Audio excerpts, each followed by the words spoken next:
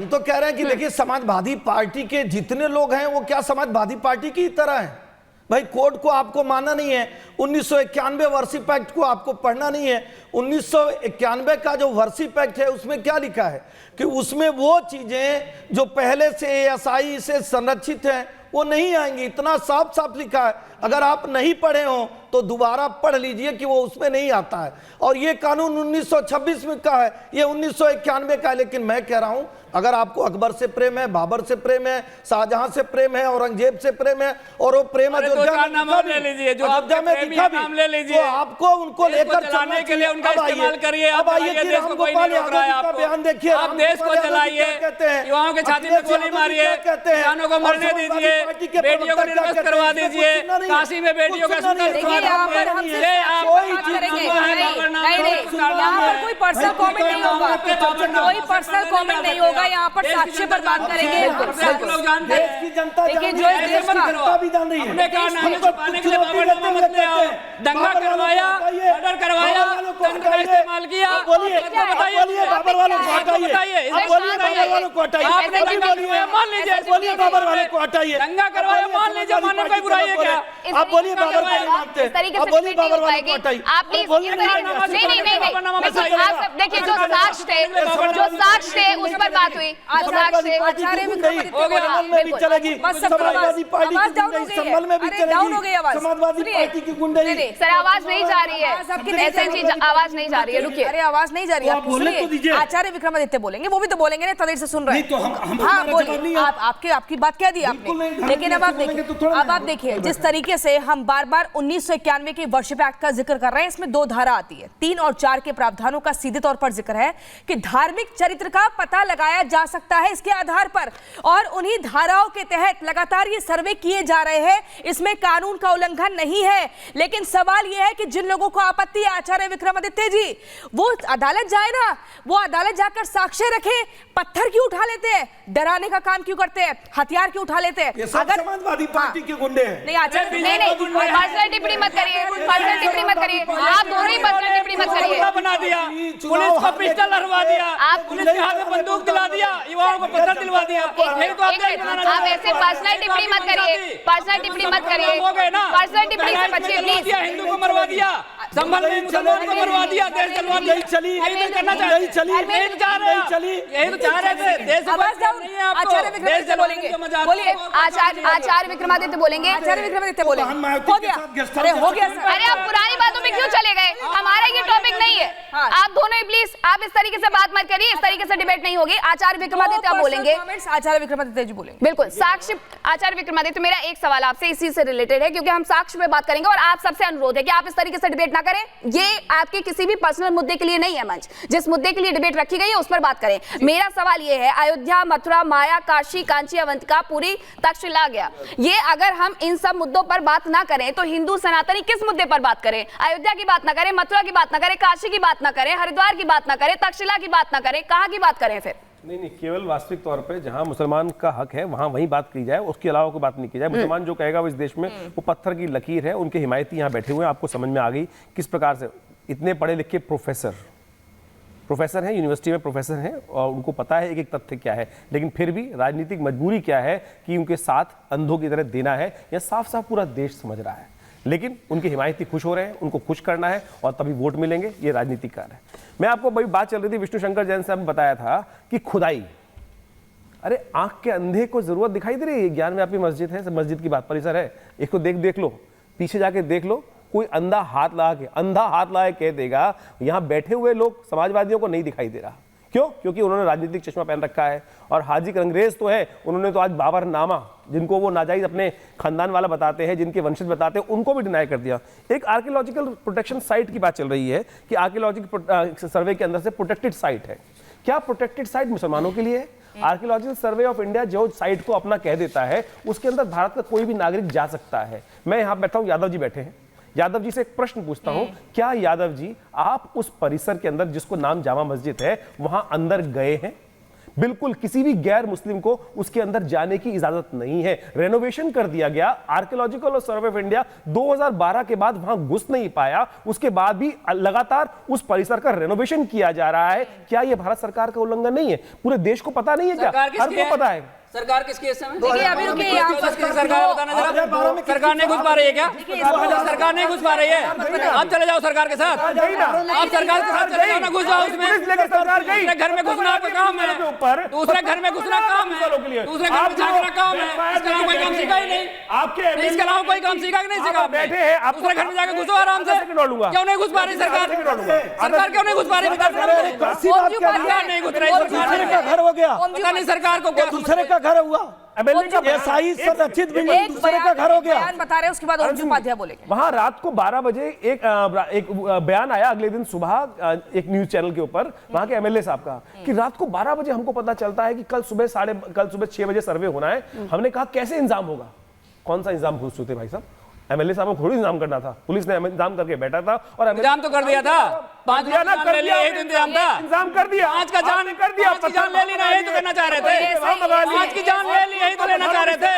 अब कहाँ लेना है बता दो, कितनों की लेना है बता दो। आचार्य विक्रमादित्य, आचार्य विक्रमादित्य, आप इस तरीके से बात नहीं करते हैं। ओमजी उपाध्याय जी बताइए, मस्जिदों में जो लगातार मंदिर होने के सबूत मिल रहे हैं, इसका समाधान क्या है? क्या आपको नहीं लगता कि ऐसे जो तथ्य मिल रहे हैं, जो ऐतिहासिक तथ्य हैं, इनका सम्मान होना चाहिए? इसे जंग का अखाड़ा क्यों बना रहे? तो स्टूडियो में जंग का अखाड़ा बनाते हैं या फील्ड पे बना देते हैं? सबसे बड़ा मुद्दा तो मीनाक्षी और प्रियंका यही है ना, इस देश से मैं देश के सामने, कि अगर सीधे सीधे साक्ष्य प्रमाण हर तरीके के, चाहे वो आर्कियोलॉजिकल एविडेंसेस हो, लिटरेरी एविडेंसेस हो, सब मिल रहे हैं, तो डर किस बात का है? यहां कई सारे हाजी भाई बैठे हुए हैं और कई सारे मौलाना साहब लोग बहुत चिल्ला चिल्ला कह रहे हैं कि वो मस्जिद थी, मस्जिद है और मस्जिद रहेगी। अगर आप इतने मुतमईन हैं, इतने निश्चिंत हैं इस बात को लेकर कि वो मस्जिद ही थी, है और रहेगी, तो आप सर्वे से क्यों डर रहे हैं? आप प्रमाणों को, सच को सामने आने देने से क्यों डर रहे हैं कहीं भी? और एक बार सच देखिए, इस देश की पीढ़ी को, जो दुर्भाग्यशाली हमारी पीढ़ी रही कि हमसे सच छिपाया गया। आप इसे एएसआई की नाकामयाबी मानते हैं? एक सवाल और, ओमजी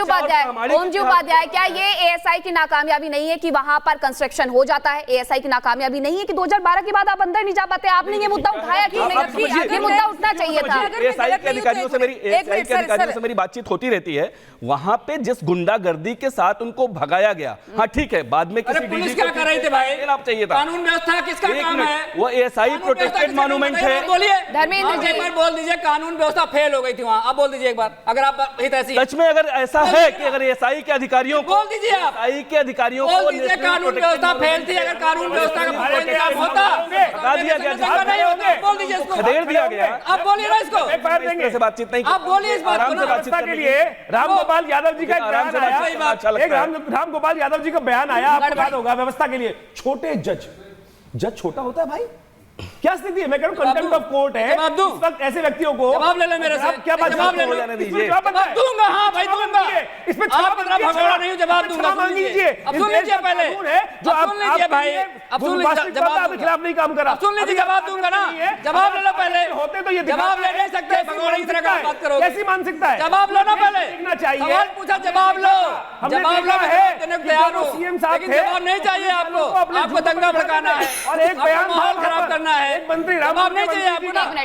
एक मिनट सर, विक्रमादित्य जी, आप इस तरीके से बात नहीं करते, आप हमेशा टिके रहते हैं साक्ष्यों पर। और आप बताइए धर्मेंद्र प्रधान जी, एक मिनट, वो धर्मेंद्र जी बोलना चाहते हैं, मैं आपके पास आऊंगी, बस मेरे पास बहुत कम वक्त बता है। मैं आप सबसे एक प्रतिक्रिया लूंगी। आप जो सवाल उठा रहे हैं, बस आप मुझे ये बता दीजिए, जो आप कह रहे हैं कि मस्जिदों में मंदिरों को ढूंढा जा रहा है, या फिर आप ये क्यों नहीं मानते हैं कि जो मंदिर थे उनमें मस्जिद बनाई गई है? आप सीधा इसी मुद्दे पर जवाब देंगे, इसी सवाल पर टिके रहेंगे, मुझे और पास्ट में नहीं लेकर के जाएंगे।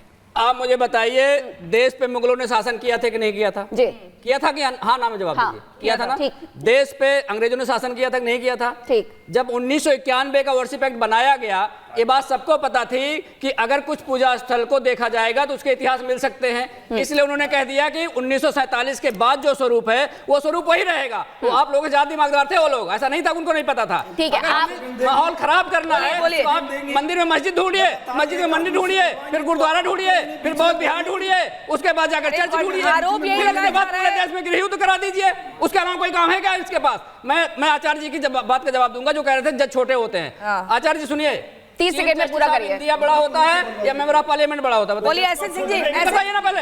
एसएन जवाब नहीं देंगे, अब जवाब नहीं देंगे। अगर आप professor chief justice of India, अरे भाई जवाब दो, भगवान होता है, जवाब दो पहले।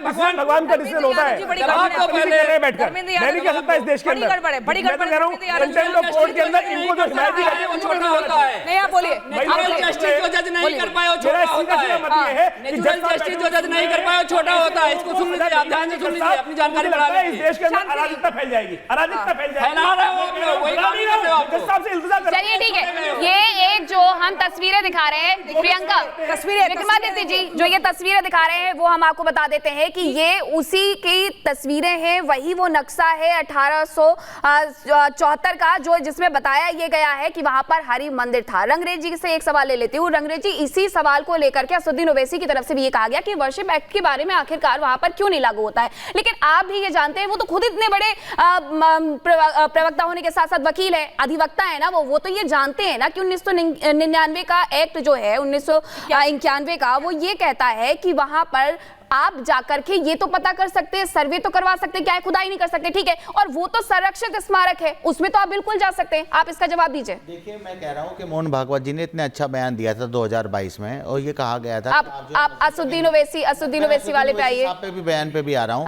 उन्होंने कहा था कि आप जो है मस्जिदों में मंदिर तलाशना बंद कर दीजिए, और इसी वजह से प्लेसेस ऑफ वर्शिप एक्ट आया था कि इसके बाद कोई बात नहीं होगी राम मंदिर का। और जब राम मंदिर का डिसीजन आया उसमें भी कहा गया था कि ये जो संविधान का बेसिस का हिस्सा है, तो इस तरीके की बातें करके कि पूरे देश का माहौल खराब करना चाहते हैं, पूरे देश में हिंदू मुसलमान की लड़ाई करवाना चाहते हैं, गृह युद्ध जैसी परिस्थिति लाना चाहते हैं, और जलियांवाला बाग। रंगरेज जी, मैं आप ही को जिक्र कर दूं, हिंदू पक्ष ने ये भी कहा था, जो गुजरात में हिंदू पक्ष ने ये भी कहा था कि हमें अयोध्या चाहिए, हमें काशी चाहिए और मथुरा चाहिए, ये भी कहा था हिंदू पक्ष ने, लेकिन उस पर भी बात नहीं बनी। अयोध्या की लड़ाई भी अदालत से जाकर ही हमने लड़ी है, उस पक्ष ने, हिंदू पक्ष ने लड़ी है, उसके बाद ही उसको मिला है। वहां पर भी यही बात कही गई थी कि वहां पर मंदिर तोड़ के जो है मस्जिद बनी। संभल में भी जब सर्वे हुआ, दीवारें की रिपोर्ट चीख कर बता रही है, हुई, जब कोर्ट में अदालत में फैसला हुआ तो कहा गया कोई मंदिर नहीं मिला नीचे, सबूतों को तो ये भी बात सच हुई। तो इसका मतलब क्या है, खड़ा किया जा रहा है, मस्जिद की दीवारें चीख कर बता रही है कि पूरे साक्ष्य थे वहां पर हरिहर मंदिर हो जाए, नफरत की राजनीति हो। नहीं, रंगरेज जी बहुत अच्छी बात कही। आज रंगरेज जी ने कहा, मोहन भागवत जी जो कहते हैं वो सही कहते हैं। मोहन भागवत जी कहते हैं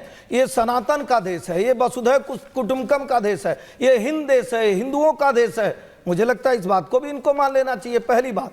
दूसरी बात, क्या इस देश ने एक स्वतंत्रता दे दिया है कि जो मुस्लिम धर्म के लोग हैं वो जो कहें वही सही है? आप वक्त के नाम को पार्लियामेंट पे, सुप्रीम कोर्ट पे, राष्ट्रपति भवन पे, यहाँ की अभी हमारे मुस्लिम मित्र ने कहा कि रिपब्लिक की जो बिल्डिंग है वो भी वक्त के जमीन पर बनी हुई है, आप जो कहें वो सही है। अरे मैं कह रहा हूं कि अगर आपको, अब थोड़ा सा रंगरेज भाई आप सुन लीजिए रंगरेज भाई, मैं कह रहा हूं कि एक याचिका जाती है और उसमें कहा जाता है कि ये हमारा है, आप कहते हैं हमारा है।